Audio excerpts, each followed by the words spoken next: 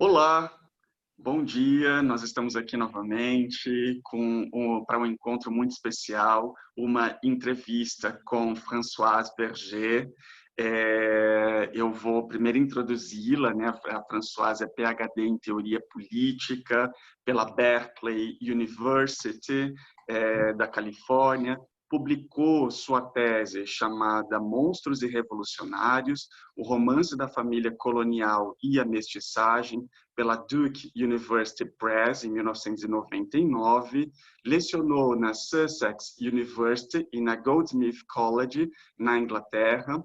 De 2009 até 2012, presidiu o Comitê Nacional Francês de Preservação da Memória e da História da Escravidão. Entre 2014 e 2018, foi titular do programa Global South no Collège d'Études Mondiales da Fondation Maison des Sciences de l'Homme. O currículo é muito extenso da Françoise, depois nós vamos colocá-lo todo aqui no descritivo desse vídeo, porque eu quero apressar aqui a gente começar a conversa com ela. Antes de tudo, quero dizer meu obrigado à Françoise. Merci beaucoup and thank you for accepting our invitation. Say hi to our audience. Hello. I'm very glad. I'm very sorry that I don't speak Portuguese, and so we have to go through English. But I'm very glad to have this conversation. Don't worry. Não se preocupe, está tudo muito bem com a gente. É uma felicidade muito grande recebê-la. Eu estou aqui com o livro da Françoise, recém-lançado. O título do livro é Um Feminismo Decolonial, Françoise Vergès. Vale muito a pena essa leitura. Ele foi lançado pela editora Ubu, aqui no Brasil, e nós vamos conversar um pouquinho sobre esse livro. Agora eu vou entrar para a minha fase da vergonha e começar a fazer as perguntas em inglês depois, e a gente vai ter ali todas as traduçõezinhas com os subtítulos embaixo, tá bom? Vamos lá. Françoise Vergès, merci beaucoup, thank you again. Your essay, I was showing your essay to the Brazilian audience. The colonial feminism is above all a great dialogue with intellectuals of the South, from the South Global. It is a problematization to feminism. So to start our conversation, I want you to be able to convey a little about the colonial feminism as an ethical practice that destabilizes and borders liberal feminism with its main agenda of gender equality in the labor market. Why does this agenda represent so little to few women? Why and how go beyond intersectionality? Well, thank you for your question. Indeed, this feminism, Western feminism, white bourgeois feminism, or, feminism that call itself universalist, like for all women. This notion of being for all women, of course, denied deeply the fact that the world is divided since, the moment of colonization and slavery is divided between, those who the humanity which matter and the humanity which does not matter. And the humanity which does not matter is Black, indigenous, brown, Asian, all the other form of human being. So when the feminists, Western feminism, claim to be universal, they talk about themselves, in fact, just a little part of the humanity. And when they speak about equality between women and men, they don't, which men, who are the men we are talking about, the slavery, colonialism, capitalism today, imperialism, does not guarantee any kind of equality. So true women are being oppressed by men everywhere, but men are not equal everywhere and women are not equal everywhere.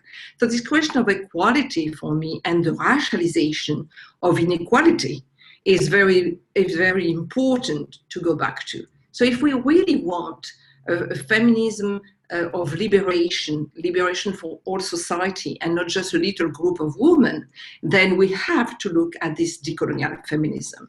Decolonial feminism is a proposition. It's not, I'm not saying there is just one feminism, but it's a feminism that wants to listen to the women who are made the most precarious, the most vulnerable, the women who really are exploited, are racialized, whose lives do not matter.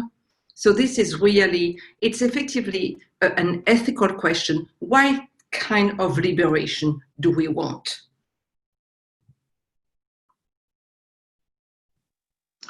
Great. There is an important element in your text, in your essay, the reflection around the normalization of bodies, especially racialized women bodies. And you illustrate a dialectical relationship between models of different bodies, the efficient one and the exhausted one. It was, and I believe that it is still common to see statements about that people that work 14, 16 hours a day, that have a short vacation, or that the vacation is interrupted by business, and that sort of people that say, oh, I practice sports 2-3 hours. This kind of profile is common in magazines on executive profiles. So this sort of profile become these people efficient, high performance, hands-on, and etc. This creates a way of think, modeling of behavior, a historicity of the body. But a large number of people and women, especially in the economies of the global south, are under daily pressure to insecurity, exhaustion, and overexploration. In the sense, the adjective changes the qualities of bodies too. They are more dangerous, assume dangerous nuances, and they are timeless, creative, or intellectual. Why is it so important to look at the concreteness of this dialectic of bodies? Yeah, it's a very important question and could have a long answer. Let's start by today and then let's go back in time, because today is very important. I do know that in Brazil, there are so many women, Black women, who, serve as domestic and who are in cleaning, not only, of course, the bourgeois house, but also the stadium, the university, the hospital, the school, the commercial centers, everywhere. And for me, there are these cleaning women, mostly, Black and brown women of color, are holding the world, are making the world possible so that it functions. Because if the morning we will go out and there will be nothing will be clean, we will not be able to circulate. And it's made invisible. This work is made invisible. And this allows the bourgeois woman to then go out, to even be a feminist, to have a feminist meeting, but because her children are being, taken care of, or the elderly mother or the elderly father, and the cooking will be done and the house will be clean. In the meantime, this, woman of color will have no time for her children, will have made, 2 or 3 hours transportation, will go back home exhausted, in a situation in which she will not have necessarily access to clean water, to food, so it's really the body that is performative, that perform health and does not need like more than 3 hours of sleep, and is celebrated as being absolutely, and it's mostly a white male body, but it can be also a female body. This is possible. This performativity, this incredible energy, is because it's cannibalizing, I may say, it's like vampirizing the body of color, right? We made that possible. So you have this clean body going, jogging and going, having a shower and doing some yoga and meditation and having like clean food, good food for the body and good health. In the meantime, you don't have access to good health. The food is bad, the food that you have access to. So there is really no equality of access to the to the body in good health, right? And so capitalism is really the fabrication, and this is a theory made by a Black feminist from the US, Ruth Wilson Gilmore. She said that it's a fabrication of a differentiated vulnerability to premature death. So we are not equal when we are born, even as baby, we are not equal. You have the children who can be protected, who will have access to good water, to good milk, who will be grow, in good health, and the baby who is born in absolutely not the similar equal condition. So from birth, the bodies of color are almost condemned to premature death. They will not live, they will not die.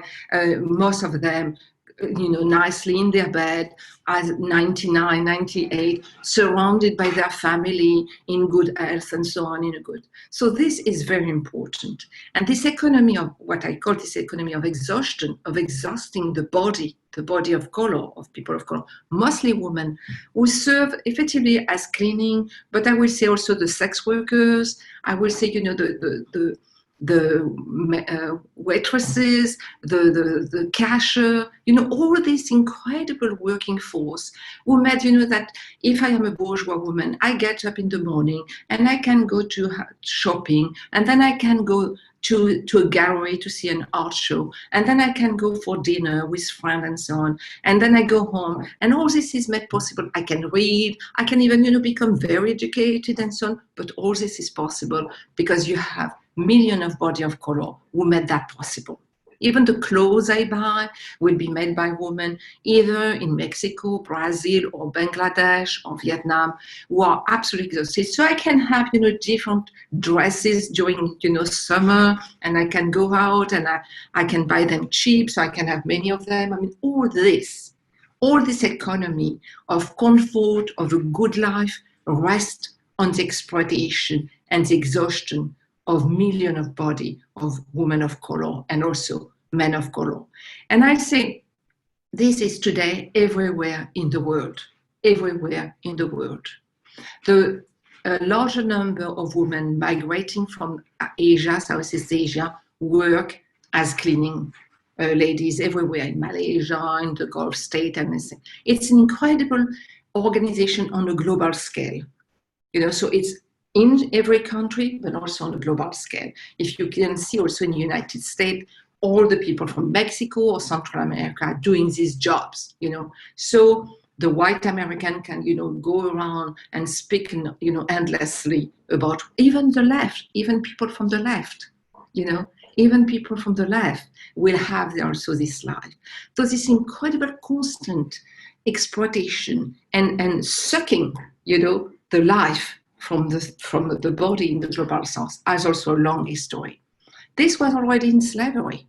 Who made the life of white, slave owners possible? And the white woman, who was in the plantation and the heat was terrible for her, and she was fragile, and it was terrible for her, and she was surrounded by so many black bodies what she was afraid of. In the meantime, it was the black woman who were feeding her child, right? Giving. Cleaning her, even she was not even, the white woman was not even able to clean herself, being used as a being raped by the husband or the son, and so it's for me the long history. Beside the material exploitation, beside the fact of working, like for instance in the sugarcane field or in the coffee plantation or tobacco plantation, you have this economy that of this white capitalist economy, patriarchal economy, that really rest on the exploitation of really the life energy. You know, it's really also the fact that, I mean, and you know that in Brazil, of course, the nanny, the black nanny, who feeds the child, who take care of the child, you know, and all this. And this, in the meantime, with incredible racism, with the fact that, you know, the black woman, or we don't, you know, oh God, we don't have sex with a black person, you don't, you know, you don't sleep with them, you don't marry them. You constantly say that a black woman, she does not have real maternal, you know, feeling. She does not have, she has an incredible, you know, kind of weird and bad sexuality. But in the meantime, so you have these two things, incredible racism, incredible, you know, contempt, and at the same time, sucking, if I may say, the life energy from this body. So I think, yes, it's very, very important to see on, you know, who is cleaning the world, and the world is the world as it is functioning today, the patriarchal capitalist racial state, rests on an economy, rests on the exploitation of black and brown body, of women of color, every day, every minute. And this has been, you know, since slavery and now to this day, to this model of economy, this economy is still today.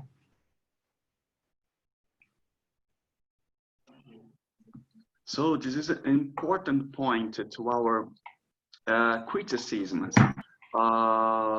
and to our reflection on ethics and on market transformations and how this global economy changes and transform barriers of people barriers. That is so important. So on page 41 of the Brazilian edition, you mentioned that it is important to distrust the interest of institutions of power, contemporary institutions in diversity, in the grammar of mainstream empowerment, for instance, etc. Do the networks of discrimination and racism deepen in more subtle ways? Why is it important to also think and shake up the process of epistemological, ontological, subjective colonization? So we was saying before about the colonization of body, but we have also the colonization of subjectivity. Absolutely. I mean, the psychic life of slavery and colonialism is very important to understand of neoliberalism today. Even neoliberalism is very good at that, if I may say. You know, it can tell the person of color, come, we will accept you. There will be no problem as long as you accept the rule of neoliberalism. We can have, you know, that's okay. You know, it's like the US Army saying, you know, come, you know, you will be all you can be in the US Army. So the diversity is, you know, under because of the struggle for equality against racism, they have to open a little the door, you know, because to pacify and to say, some of you will be, we will accept some of you in the house, right? Or the other will be outside. Some of you will be accepted in the kitchen, and some of you will be even accepted to the living room. Even though in the living room, you will nonetheless stay in the corner. Perhaps you will be invited to the table, but you know, you have to remain very nice, be polite, don't raise your voice, you know, accept the norms, you know, of the white world, you know, and a patriarchal world also, and a racist world. So then there is this, you know, that of course Frantz Fanon analyzed very well in Black Skin, White Mask, of, you know, telling, okay, you may be black, but, you know, give up your culture, give up your history, give up your memory, give up the memory of struggle, and then you can be accepted, you know. So diversity is this trap in which, you know, neoliberalism and the state will say, okay, we open a little, so we pacify. That, you know, it's also what used to be called in the 1970s neo-colonialism, the new form of colonialism. So it was not that, you know, it was some of you will be accepted, you know. And if especially for women, don't raise your voice, you know, don't be the angry Black woman or the angry Muslim woman, you know, like stay nice, be nice, accept also the norm of beauty, be, you know, seen and tall and everything, and with your hair this way and that way, and you will be able to be accepted. It's very important, and this is a struggle, very important struggle that goes on. And for me, I think we are really entering much more than before that moment of the decolonization of ourselves, of being really getting rid of the epistemology, hegemonic epistemology of the North, giving again to the indigenous epistemology, Black queer, you know, all this non-white, non-dominant, non-hegemonic way of understanding the world, of connection with what we call nature, of also making different form of family, you know. Because slavery forbade the making of family, right? Family was forbidden. The men could not claim paternity, the mother, the children could be taken anytime, anyway. Black women were said not to have really, you know, a good maternal instinct. Indigenous people, the children were taken away. We saw that in Canada, in the United States, in Australia, and even, you know, in South America. So this idea that these are not the good family.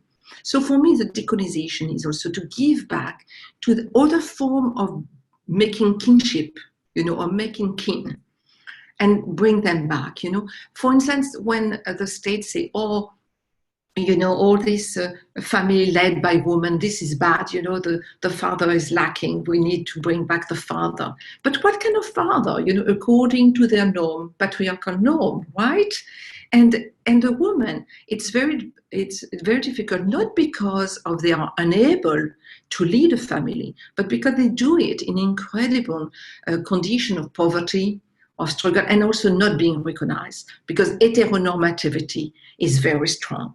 So, you know, trans women, queer, trans, and so on, cannot make family. The family is not accepted, you know. So all of this for me, the decolonization is not just the way of thinking, it's effectively, we have to get rid of this ideology that has been an ideology of murder, of really, that not having a life, a peaceful life, a life in which we can create, invent. It's a constant intrusion on our personal life.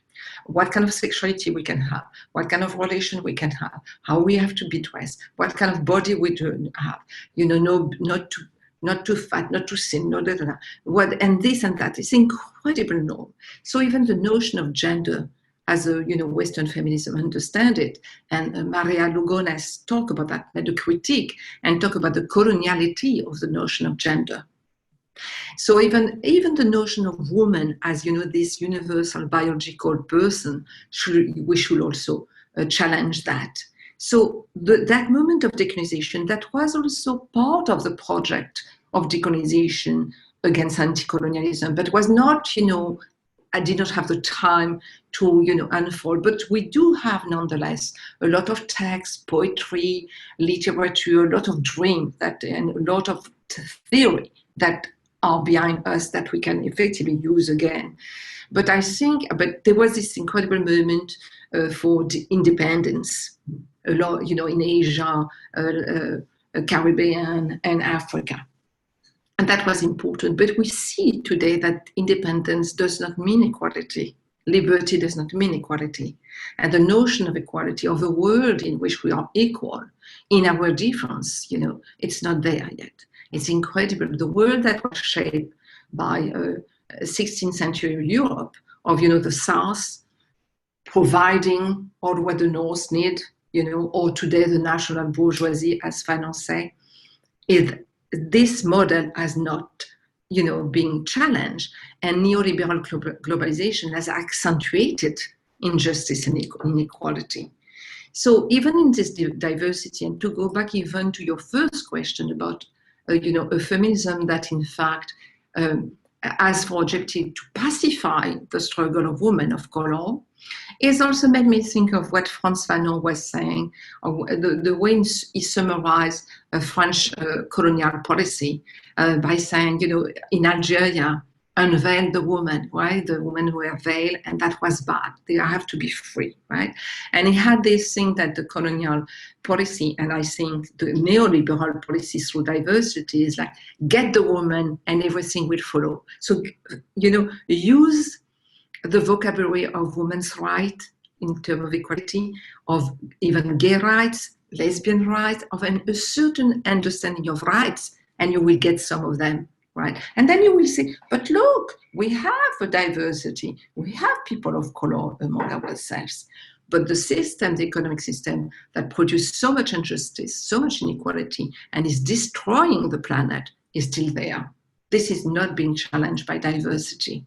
So, but we, again, to go back, the work we have to do on ourselves, to free ourselves from everything that patriarchy, neoliberalism, racism has put in our mind.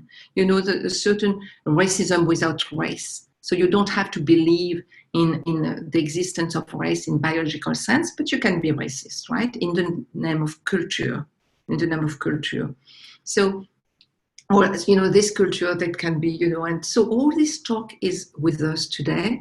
And I think it's very, very important. I want just to give an example, perhaps to make concrete. Last year, I organized a workshop and say, imagine our own decolonial museum, right? What will be a decolonial museum? And we had some meeting. I mean, it was like almost 100 young people of color. And I noticed that it was practically impossible to get away from the Western model, museum model. So it was, if they do that, we will not do that. I say, no, we have to imagine. We should, not even think about that. We drop the museum, right? What will we do? What kind of architecture? Because we will get into the museum as it is, and we will change the text, we will change the object, we will put music. I say, no, that's not the point. Even the architecture, we have to think, do we want that kind of building? Do we want its kind? I mean, even the architecture has to be decolonized. City have to be decolonized. City are totally unhospitable to migrant, to refugee, to sex worker, to poor people, to women of color, to people of color. I mean, cities are made for white male bourgeois and their wives, with their car and going around, and they go into the apartment and they can have trees and park and green parks and clean water. And in the meantime, the part of the city that is for, the non-white people has no trees, no clean air, no clean water. So this decolonization is to get away from the model that was imposed by the West as this is a good life. This is the way they are. This is the normal way of being. No, it's not the normal way of being. Because until now, it has brought destruction, death, racism, all this. So it's not the normal. So the work of imagination of, yes, there is an alternative. There is this effort of imagining, this lap into the imagination. I think this is a moment that we have entered, of that moment of decolonization, of getting rid of, the poison that patriarchy and racism put in ourselves, And if I may just add something, a year ago, they were, in South Africa, Black South African attack Black migrant, and kill them and burn their shop and everything. And there was a text by a Black South African psychiatrist who wrote about how racism is so powerful that it can even, get into the mind of Black people who will do to other Black people what white people have done to them. So we have to really, really, really work through that, work for ourselves together to really be strong in front of that. And every time think, I am thinking, is it, you know, the white world, patriarchal world, racist world in my mind, or I am able to get away from that and work together? Yeah, I'm loving this conversation. Considering this power of this patriarchal power in imagination, this power of racism in imagination and bias, I would like you could comment a point that is very important. There is always an appeal to the premise of the corporate woman or a woman leader of a larger global company or a leader of a government. If this leader in any moment will be a woman, therefore she could accelerate a more just society to the contemporary world. It is untrue, but at the same time is a great fantasy of our century. Do you think we need to be more rigorous on genealogy or on archaeology of this essentialism, biologization, or categorization, including the woman's soul? What are the most important ideological frames of our time in this sense? Well, it's again, you know, this idea that of Western feminism, that what is universal is male domination. And that does not, you know, accept that, of course, you have male domination and incredible violence against women everywhere. We see that, you know, every day, feminicide, murder, death, you know, attack on sex worker, queer, trans, it's really there, right? So we have to think about this incredible unleashing of violence against women's body, but where is it coming from, you know? So, and the incredible reign of violence today, of incredible violence, you know, if we look at Salvador or Mexico, there's so many young men, you know, getting in gangs and killing, because the promise of is if you want to exist, you have to prove that you can kill someone, you can kill someone else. So murder become a form of, you know, commodity through which you can buy a certain form of life, right? And we have to get rid of that. And it's not by only women getting at the head of corporation or at the head of government that will be enough. As long as the global system is built on extractivism, you know, extraction, looting, stealing, raping, nothing will change. I mean, I don't see how women at the head will. That will mean there is really, really incredible war against the poor and the people of color and women of color in that. So we have, as Black women have said, whether in Brazil or in the United States or in Africa, that they will not accept the sexism and misogyny of their comrades. Even though their comrades, they know that their comrades are oppressed, sent to jail in incredible number. But that does not mean that we have to accept that. So we have, as you know, feminists of the global south, to work on these two things, to say, we don't want our women to be sent to prison like that. Prison is not the solution. So the violence against women will not be, you know, solved, will not be resolved by sending more men to jail. There is a system of violence that we have to attack that we are ready to put an end to. And then once it's more peaceful, when we have more, a more peaceful situation, we will see how we can effectively attack to say to men that being a man is not necessarily to be, is not at all to be in an hegemonic way or to be violent. Physical violence is not a way of being. There are other ways to be men, or, and so what does it mean to be a man? There has been a norm saying that to be a man, you have to be a patriarch, to be violent, to beat your wife, to beat your children, or at the same, or not to be. And we know that a lot of also young men are not that happy with that program. So decolonization for me is also to reinvent, to repose new form of gendering, not gender, the binary gender, woman, man, but of course of living as well as we can together. And for me, really, this question of violence is very important, because how white feminism will say we have to have more surveillance, more police, more tribunal, right? Men have to be more punished for the crime.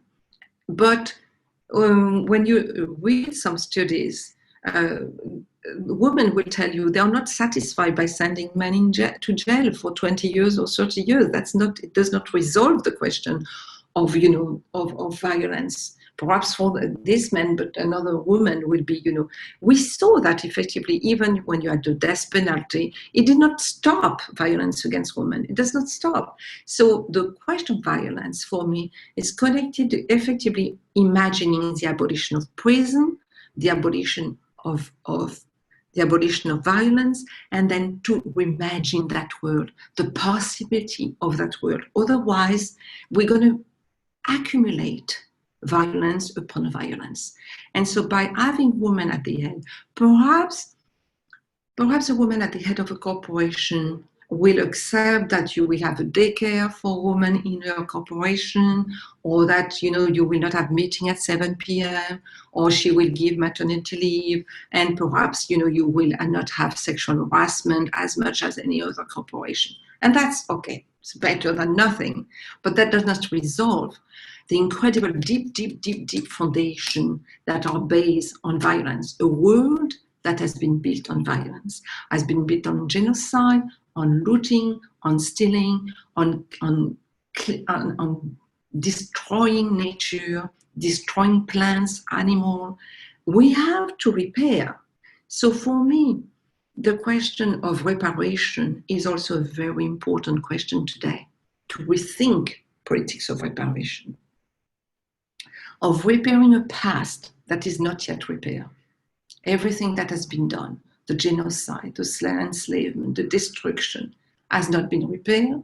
The present that is confronting us with the pandemic today, where more inequality are being produced, more injustice are being produced by the politics that the government are taking against the pandemic, who are the community that are most, effectively fragile and vulnerable to this pandemic? The poor and the people of color.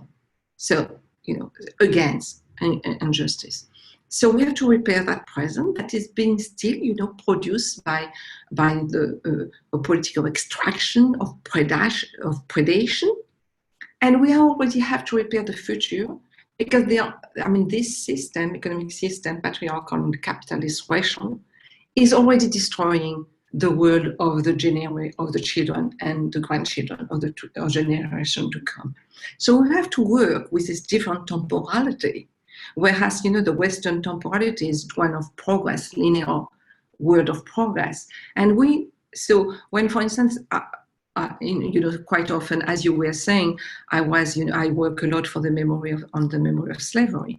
And a lot of people in Europe are telling me, but what are you looking at? That this is a past, you're always looking at the past, look at the future, and I say, but this is a past which is the past. It's a past which is the present. Extractivism, exploitation, of children, women and men is still there. The model.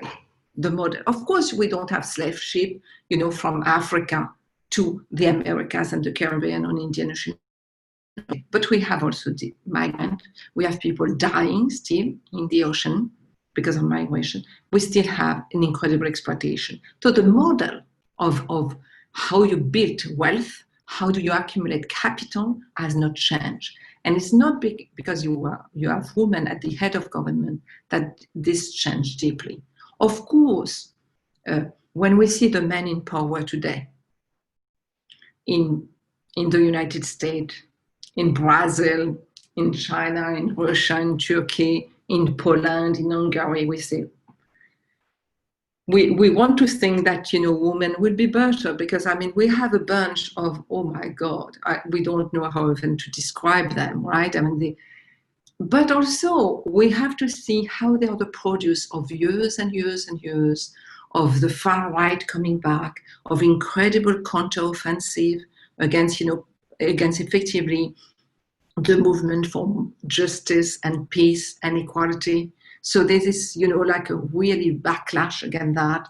And so we have the monsters, but these monsters, they were, you know, they are not coming up like that, you know. They were bred by this constant politics of, you know, by the World Bank, the IMF, the West, of effectively bringing more poverty to the global south, encouraging military dictatorship, giving your refuge to the wealthy, encouraging corruption, encouraging extractivism, encouraging predation. You cannot have, when we see that during the pandemic, who among the wealthy got even more wealthier, you know, those are the head of this incredible online global commercial hegemony. We see there is no equality, there is no justice. So, you know, as long as there is no justice, there will be no peace, you know. And so a feminist revolution is not to put women at the head of government, is to change deeply the structure of the way the world is organized. And then we can have women, or we can have men, or we can have queer, or we can have trans. The question is what kind of politics these people are, you know, leading for more justice, more equality, more peace also.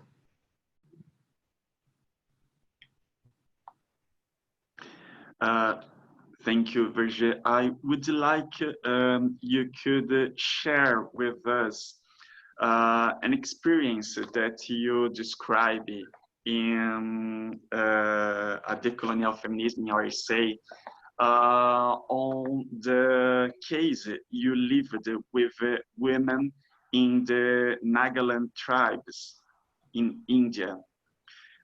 So can you share a little bit about the importance of taking time to think about structural inequalities, impoverishment, and precarious life in the global south? Yeah, I mean, this notion of development rests on an idea that is, you know, the West telling that people outside of the West are lacking something, you know, lacking reason, lacking beauty, technology, philosophy, art, real language. All this from the 16th to 19th century, they are on and on, you know, text saying these people lack everything, right? The description. So this question of lack, you know, was really at the foundation of the thinking. Europe did not lack anything, apparently. Europe got, you know, naturally everything, you know, technology, science and everything, and the rest of the world had nothing. Perhaps, you know, in the long time ago, you know, China had some technology, but this was forgotten, or India.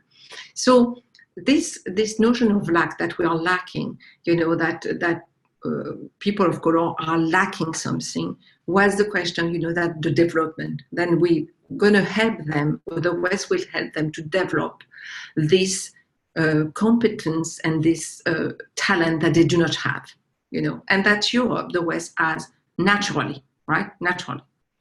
So resting on that, the model of development was the model of the West, right? That industrialized like Europe, and we know the terrible, consequences of that model to this day. So feminism saw also an opening with that. And when I talk about this civilizing feminism, is this feminism that really emerged with, we have to help, white savior. The white savior was coming, to save the woman from their poverty, from their, misunderstanding of things. And we know better. We know what's good for you, and we're going to bring it, and that will bring development. Of course, this has been going on for decades, and there is no more development. People know what they need and what they want. When you look, when indigenous people say this is what we need, they don't need any NGO coming from, the West to tell them what is good for them. So that was a business, of course. Development was a business. I mean, some people got, a lot of money out of that. And also, this question of women equality become very important even in developmental program. Today, if you want to apply for financial, support from as an NGO or as an association, you absolutely have to say that you're going to work for the equality of women and men, or for the little girls. That's part of the new developmental, logic and hegemonic thing, right? So again, for me, I go back to Fanon, that it's to separate women from their community, and in fact to keep them in dependency,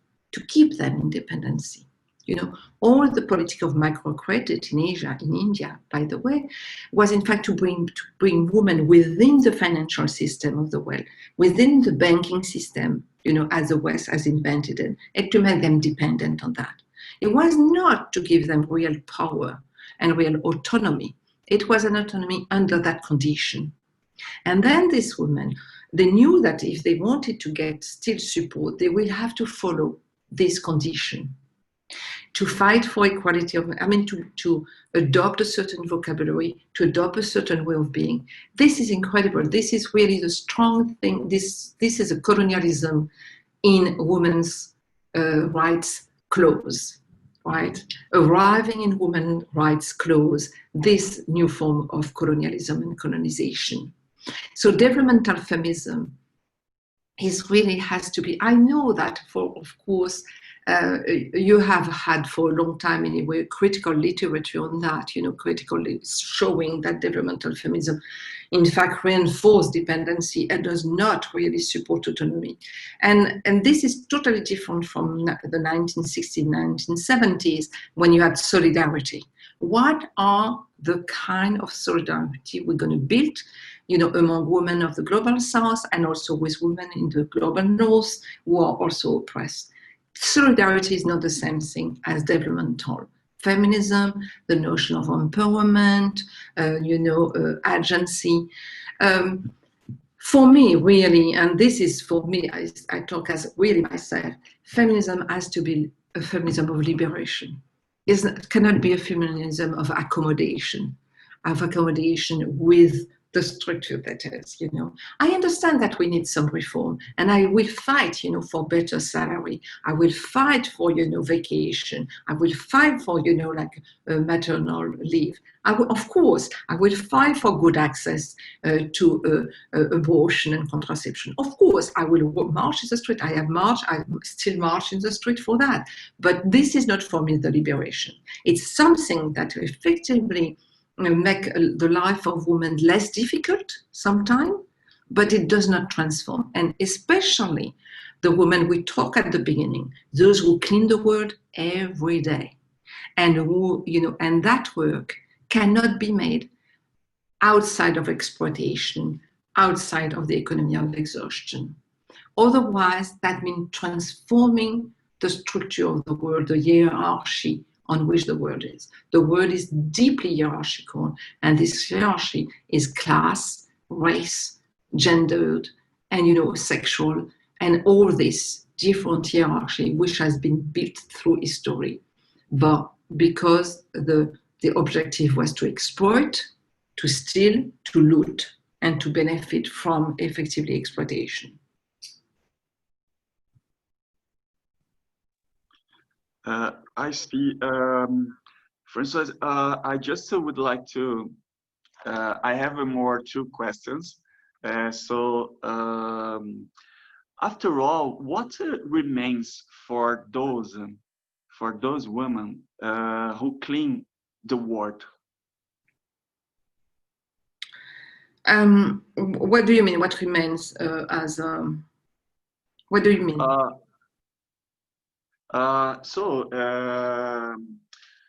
There are micro relations between economy, bias, racism, the structure, etc.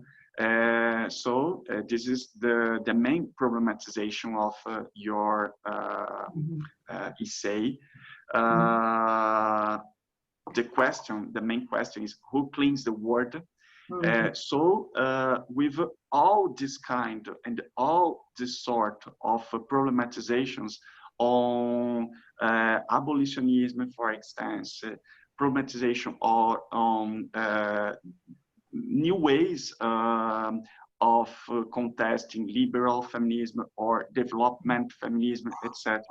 How we can think future for that kind of human who cleans the world, how we can combat this pacification and liberate our mind, our bodies, etc. Well, you know, for me, I mean, there are, different, not different, but a series of answers to what you say. First, to make this visible. You know, I often say, you know, sometimes I give talk at the university and I start by saying, okay, we are in an amphitheater, it's fine, you know, and I see young women in front of me. And I say, okay, this is clean and so on, but who has cleaned this place? You know, if we can be there and have this discussion nice among ourselves, and we're going to talk about radical feminism, but who has clean? Why is this place clean? So even the possibility of thinking is made possible because of this work of women. So if we are not already aware of that even, you know, for radical feminism, feminist, whatever, this is made possible because of the woman, right? So this deep connection with our mother, our aunt, the women who are making this world possible is, for me, key, the first thing. And quite often I will say hello to the black man who is at the entrance because, you know, he's guarding the things. Do we notice when we go to the museum all this invisible silent presence, people, you know, keeping the room? Are we aware when we go to the hotel who is cleaning the room for us? I mean, all this, you know, already. I mean, to integrate that, not to be feeling guilty, but to know why is it possible, you know, to me. That's one of the things. Then the second, again, this fabrication of vulnerability and precarity is very important. We have to start from that. When we have this Black Lives Matter, or, you know, when the Haitian were saying tout moun c'est moun, which means all human are human, I mean, the question of equality. And Black Lives Matter saying that, you know, or indigenous lives matter. I mean, the lives are the most precarious. And when this life will matter, then all life will matter. We don't, because they don't matter. So this is what remains is that, yes, what kind of world we want, in which effectively the world will be clean, you know, because we need that, but in other way that, you know, does not allow from this performative body to pretend to be, you know, healthy, as is health is a question. Please eat better, do your jogging, as if this is available to everyone, you know, but have some good carrot and, you know, good fruit on your table. But nobody, I mean, who can afford this, you know? So this is a lie. This lie, you know, has to be, you know, these are lies, you know. We are being lied to, right? Eat well, this is made impossible. This is made impossible. If you have so much high rates of diabetes, heart problem, obesity, and so on among the poor people, it's not because they eat bad. It's because they are given shit, I'm sorry, you know, bad food, really. I mean, when you study Mexico since NAFTA, the rate of diabetes and obesity like that, because United States is like, you know, sending all it west, you know, to Mexico, or the bad food, the bad drink, or whatever. So this is made. The fabrication of that is made. The fabrication of bad health, bad air, bad water, bad, you know, bad housing and so on is made. It's not normal. When the enslaved fought back, it was during a time when slavery had been made as normal as night and day. You have the day, you have the night, you have slavery. And Black people are enslaved because otherwise they would be lazy. I mean, you had the church supported it, the state supported it, philosophers supported it, culture supported it, the West supported it, right? It was made normal. From the day one, from the beginning, the slaves say, no, this is not normal. We will fight. One day we will be free. One day. And we will never stop fighting. And they never stop fighting. They never stop fighting. Never.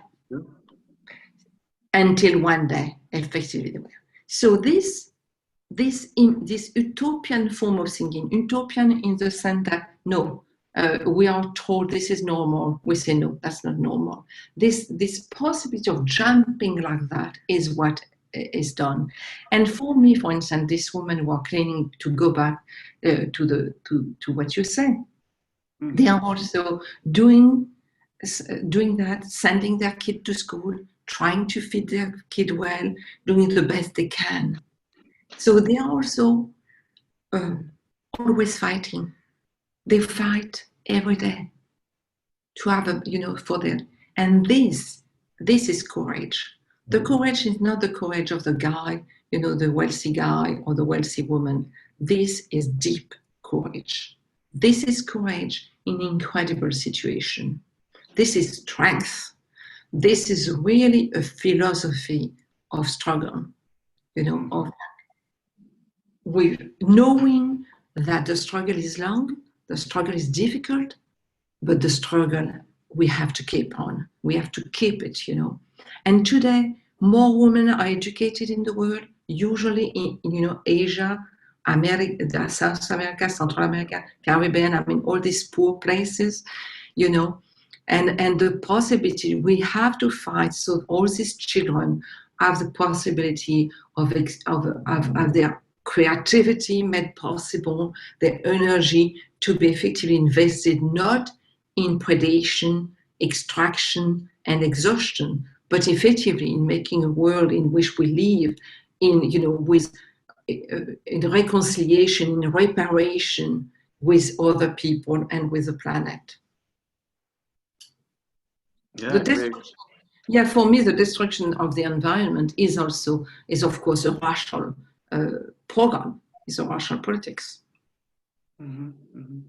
Now, to conclude, I wanted to read a little excerpt in Portuguese from your book. Vou ler aqui, então, só trechinho, que é assim: a escrita do passado e da história das mulheres racializadas não teve a mesma trajetória da escrita feminina europeia, porque cada uma passou por um processo diferente, completamente diferente.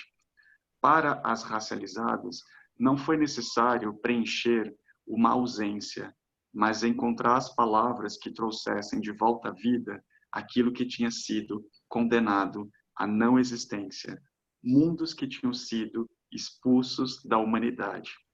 So I would like you could talk a little bit to us about, in Portuguese, is quilombo, quilombagem.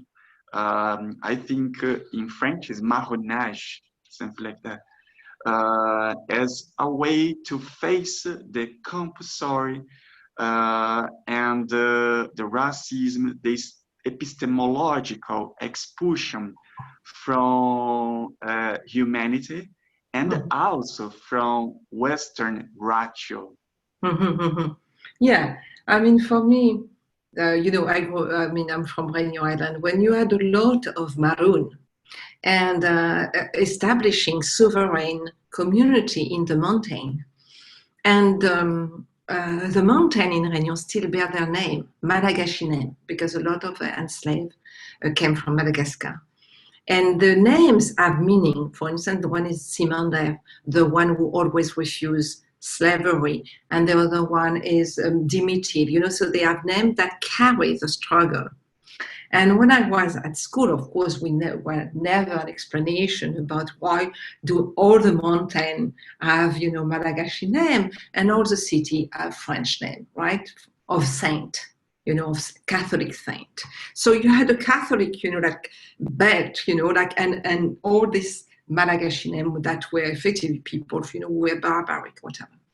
And for me, this for me was the place of imagination, because I imagined them, from the mountain, looking down, on the coast, on this white world, and of course, going for attacking the plantation to get arms or, food or whatever. And they held against, there was a war against them, like the war against the Quilombo in Brazil, or against the Maroon in Jamaica or in Guyana. Everywhere you had the war against the Maroon. It was impossible for the colonial world to accept the fact that, because in a way, for me, the Maroon were true free. The white were not free. They were the subject of the king. They were the subject of their own avidity and of their own, racism. The Maroon were free. The Maroon reinvented a way of being into a community, of being together, of defending themselves, of social organization between men and women. And that was not possible for the colonial world. That was impossible to think. So the war was made.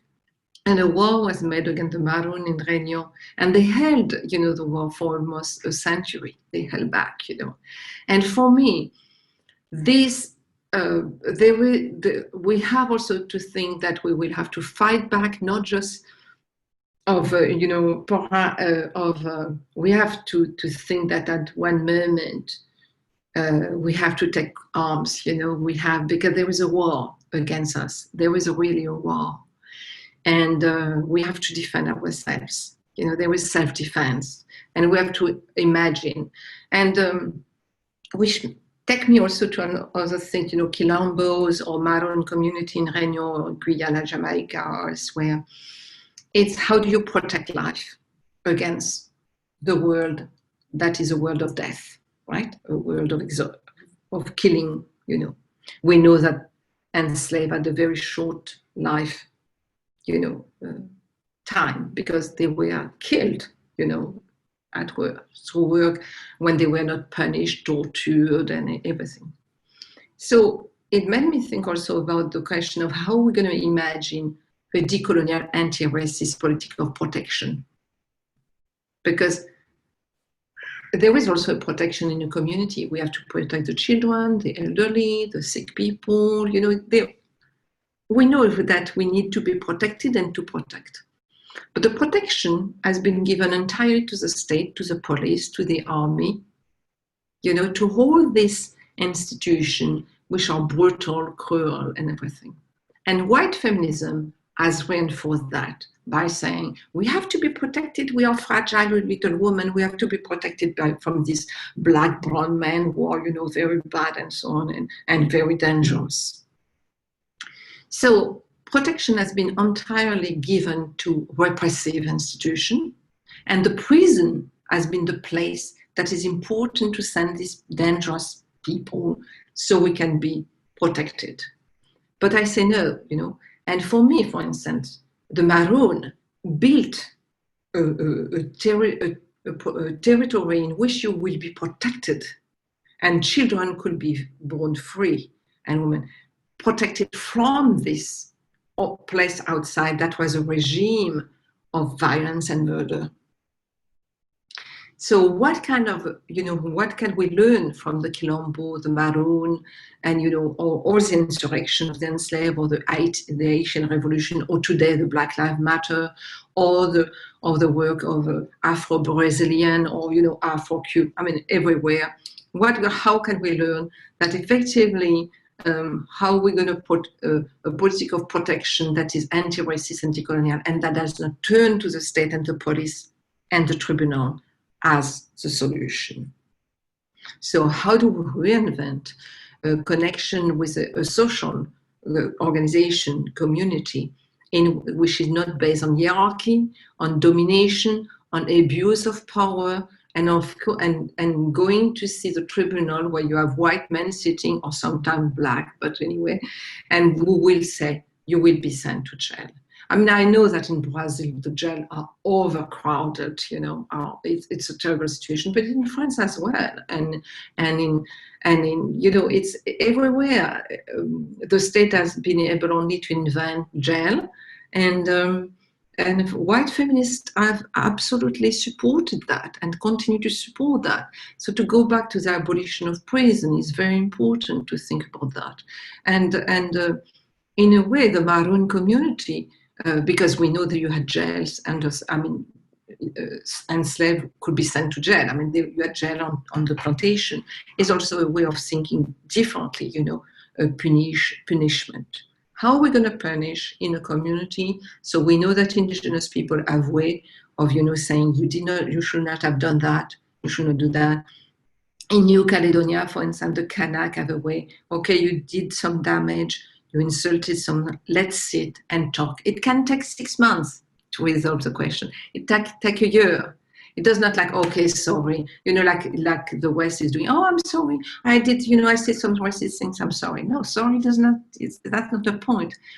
I don't want you to be sorry. I want you to work every day against racism. What are you doing every day to transform yourself and transform? What are you doing? Saying I'm sorry? Sorry is not enough. We have to work through against the question of reparation.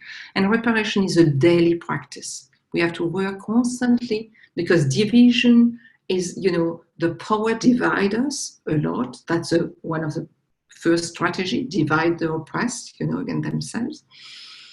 And also, to overcome constantly. And so to work constantly, this bond and this connection among us, so we have justice and peace, is very important. And we have to learn from the Quilombo, from the Maroon community, because again, they built a community of liberty, equality, freedom in a world that was the negation of humanity, the negation of freedom, the negation of justice, and the negation of peace.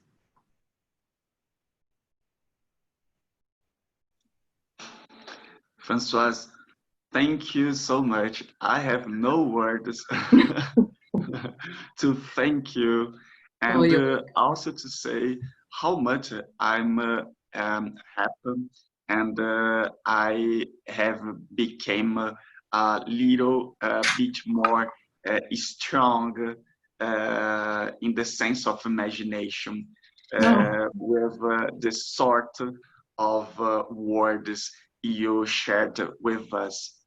It is really very, I don't know, I have no words. It's well, very, thank very, you. very, and, I mean, I have to say that,